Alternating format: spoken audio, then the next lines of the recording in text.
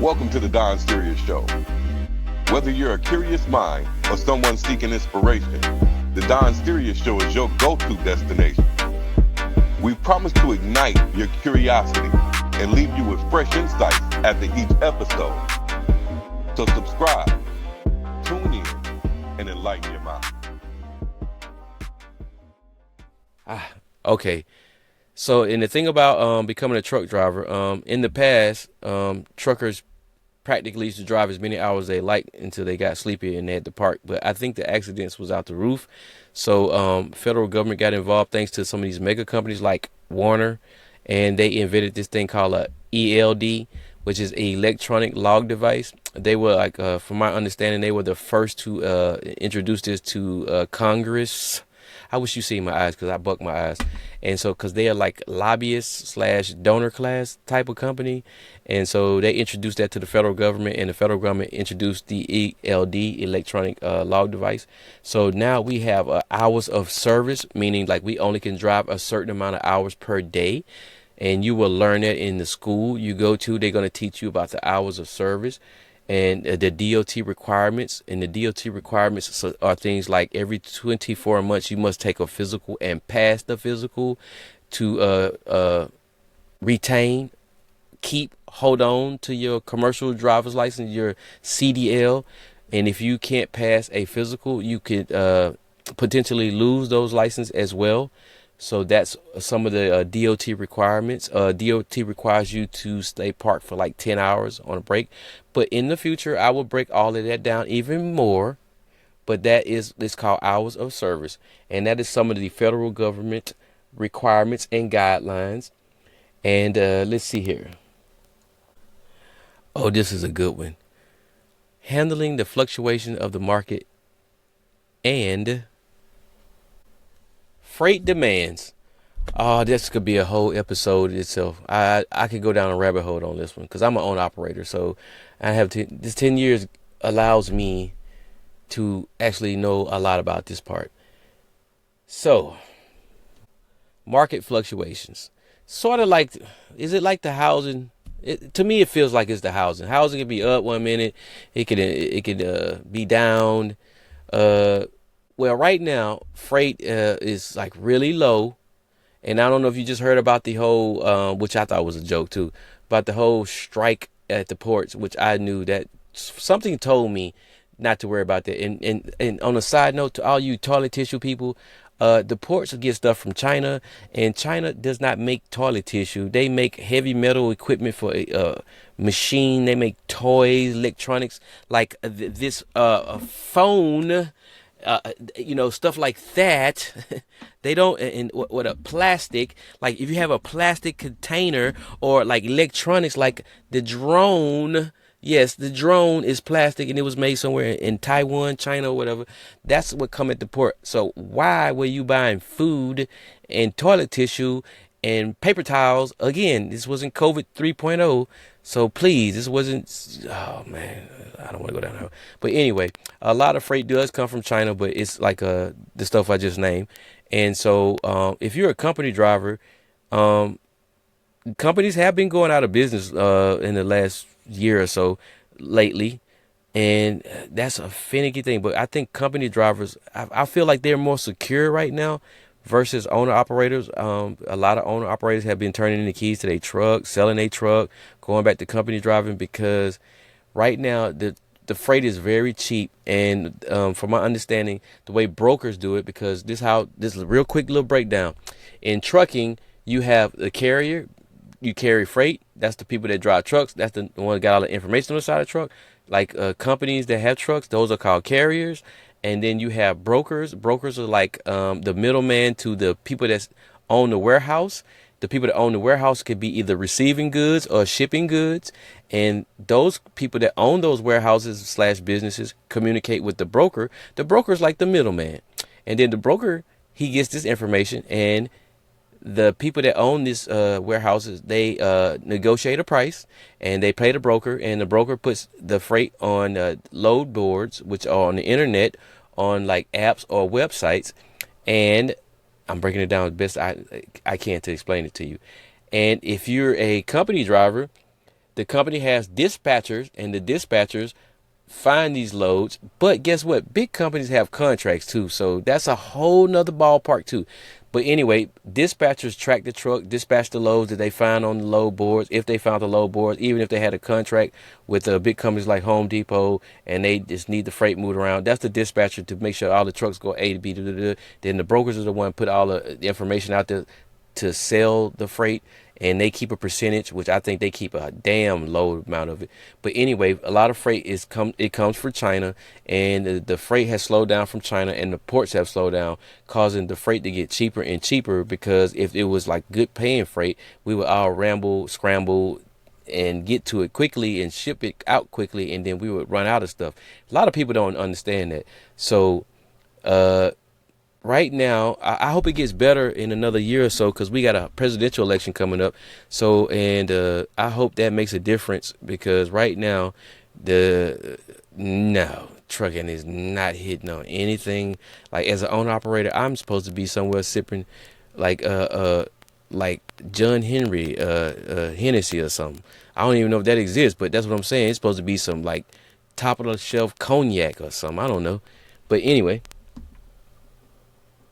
Yeah, so the freight right now is like really low, and company drivers, y'all are winning right now. I salute y'all. I was checking up on a company driver with this company I'm leased to, but I don't think she's around anymore. And yeah, and so back to the ELD, electronic log devices, the importance of that device. You know, that device is extremely important, because there's weigh stations. That's where the Department of Transportation work. They're like police, but they're special trained police solely for us over the road. And the ELD is very crucial for them too. So they can pull your logs, pull your information about the truck to see how long you've been driving, to see if you took a legal break like you're supposed to. They can actually see if you've been driving illegally. The ELD also helps you know when to take a break and when to get your day started and when to get back on the road. That thing is pretty much and it's actually integrated with these trucks today. And that's how they GPS track the vehicle as well. So don't think you can just steal some freight and disappear, because that ain't gonna happen. No, they're gonna know about that too. And so that ELD is a key element in this trucking thing. And so let's talk about maintaining a strong safety record. I kind of tap dance around that with the DUI thing. So the less accidents you have reported on your license, the better for your career as a trucker. You can have small little accidentes, as they say, and that's company talking to company and insurance talking to insurance. But once certain accidents go on your license, it gets harder and harder for you to maintain or retain a job. And depending on the severity of your license and the safety record, if you are not a safe driver and you have like speeding tickets and a semi in your career with your license, killing somebody in an accident in your career with license, DUIs will in your career with license. So you have to keep a safe record with your license. You have to be like solely an angel driver even outside of the truck. Because these things last on your license for a minimum of 3 years to, I think, 5 years. And depending on some jobs, they go back to 4 or 5 to see if you have DUI, accidents, speeding, things of that nature. Because then if that's the case, they don't even want to waste the insurance company's time. Because the insurance company they use to hire their drivers, the insurance company will get back with them and say, I will not insure this person because they are a high risk. So guard your license with your life and make wise decisions and choices so you do not lose your commercial license.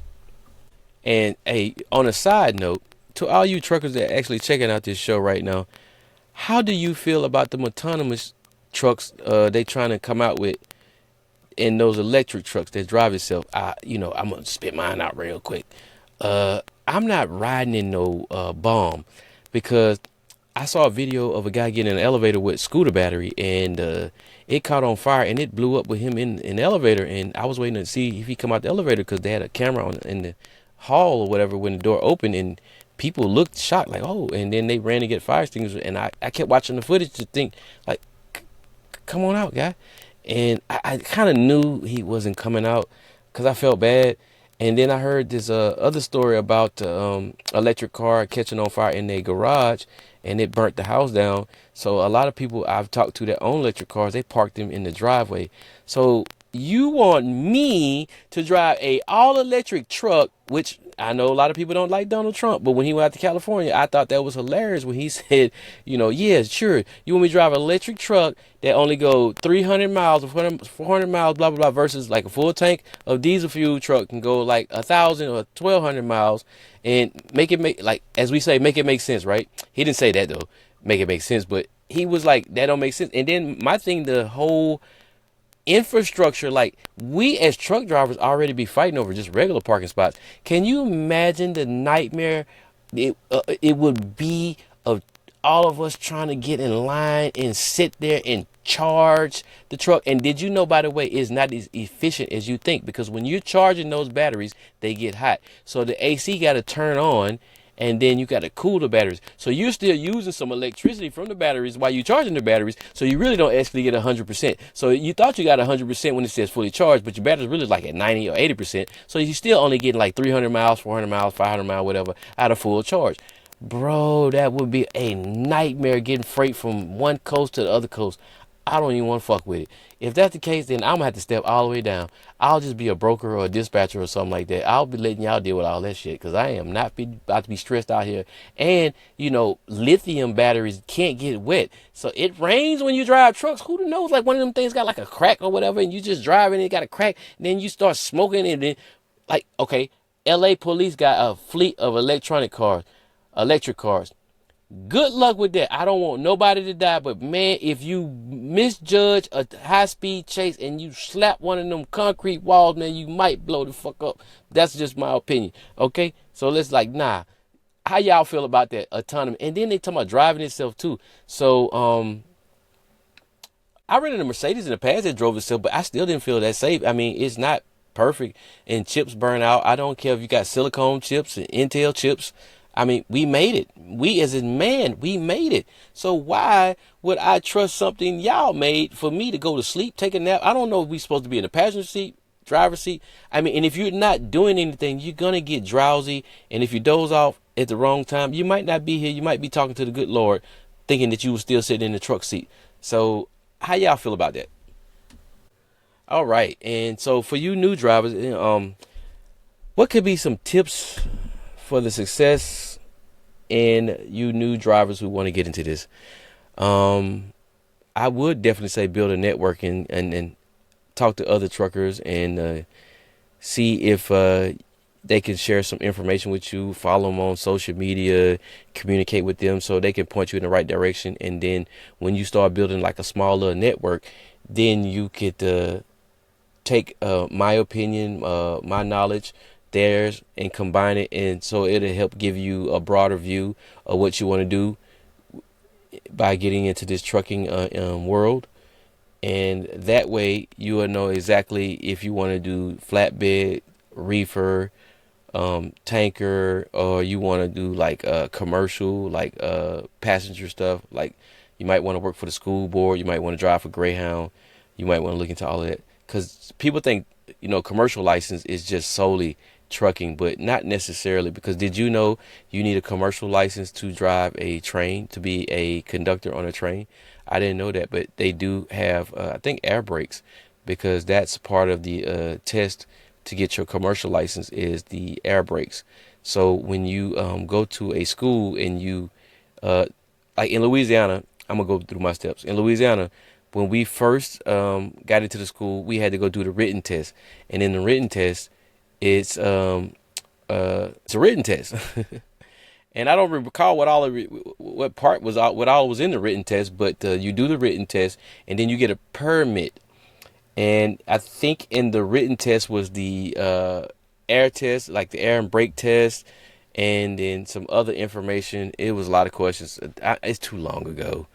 And then you go to school with a permit, and you don't get your real license until you graduate the school, because they give you a piece of document to take to the DMV.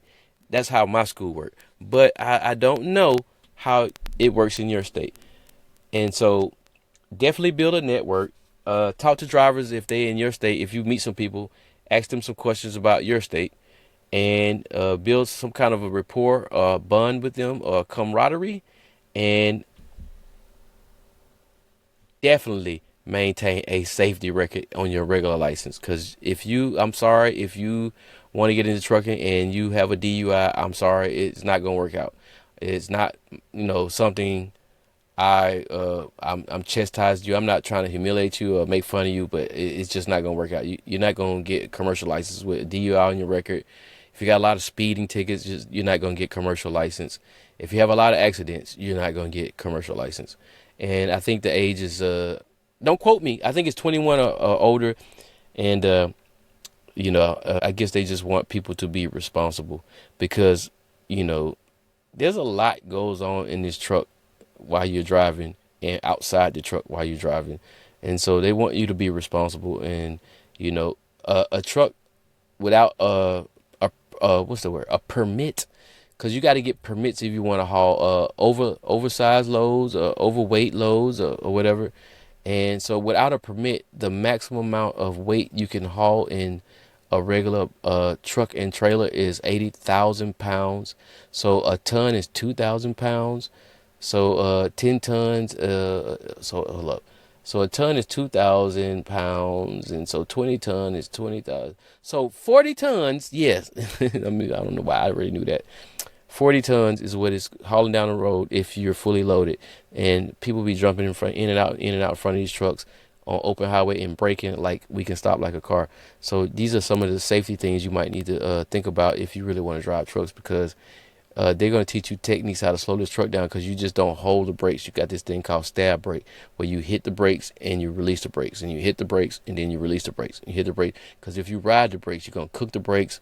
You're going to burn them out. They're going to start smoking. You're going to have failed brakes, and you're just going to skid into somebody. And for a good fact you need to know, if you're traveling 60 miles or faster an hour on the highway, it takes approximately, at 60 miles an hour, it takes 2 football lengths to come to a complete stop. And that's including the end zone. So let's be realistic. So just imagine putting 2 football fields together, and that trucker is driving 60 miles an hour. And if he has to emergency brake, he's going to stab brake, stab brake, stab brake, stab brake, stab brake. And it's going to take him 2 football field lengths to bring that truck to a halt if he's loaded at 80,000 pounds. Yeah. Okay, and so remember I told you there was the carrier, the broker, the dispatchers, the shippers, and the receivers. And so this is the thing about for the owner operators is finding a reliable broker and dispatcher.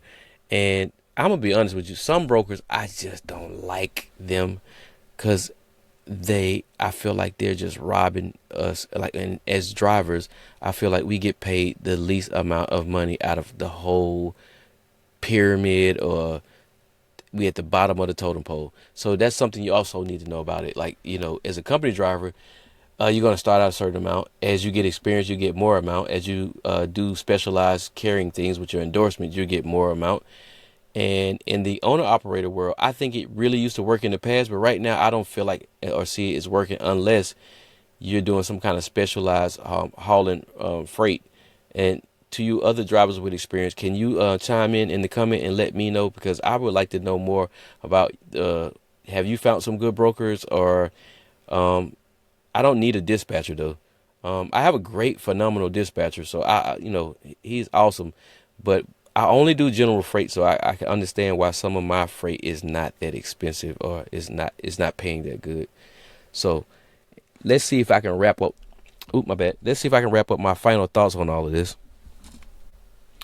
All right. So, as I've told you early in this episode, I'm gonna be doing multiple episodes and breaking down things more thoroughly, so you can get some insight on everything what I'm talking about. If you want to actually drive trucks and you want to get into trucking, whether you want to get into being a broker or a carrier or a dispatcher. So hopefully, maybe my next episode, I could find a couple of brokers or a good broker to bring on the show.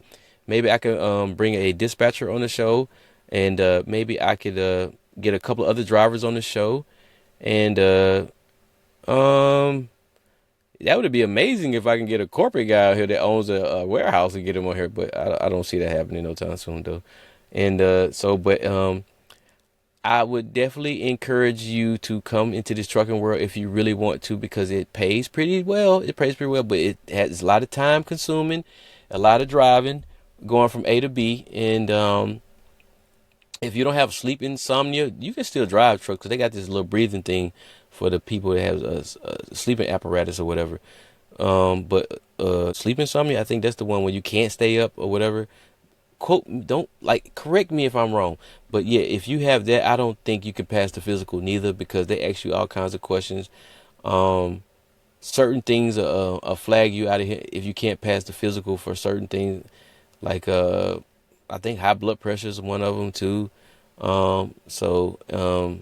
If you wear glasses, you got to have it on your license, I think. I don't know because I don't wear glasses though. And so, but it's some real good money out here to be made. Yes, it is. I'm not going to even front. I live pretty good, comfortable life. You know what I'm saying? I'm Don Sirius. I really do have sort of a lifestyle. I've been called a bougie, N word or whatever, many a times by many of different people. So, and I've been doing this for 10 years. I don't have like, genuinely, I don't really have a side hustle. So, I mean, I would like to have a side hustle, but I do this kind of like full time, and then kind of to it. I do it full time. So, a lot of my time does go to trucking, but when I take time off, I go live it up. Thanks to trucking, I go live the fullest, almost the fullest. And, I haven't gotten into other things though, because I have to figure out what my next moves are, because I've been doing this for 10 years, and, I want to figure out where I want to be at in the next 5 years. So, and that being said, I want to say thank y'all for joining the Don Sirius Show. This was a pretty cool episode. I hope I was able to help any of y'all. If y'all have any questions, leave it in the comment section. I would really appreciate if you would share this episode and hit the like. And if you haven't subscribed, subscribe. Pick one of them. You don't got to do all of them. Just pick one. It's cool because, I'm just grateful for any one of them you do. And if you want to reach out with more questions, my email is in the comment section below, actually in the description below. So, check that out. And until the next episode, when I break down this trucking world, check y'all out later. The Don Sirius Show.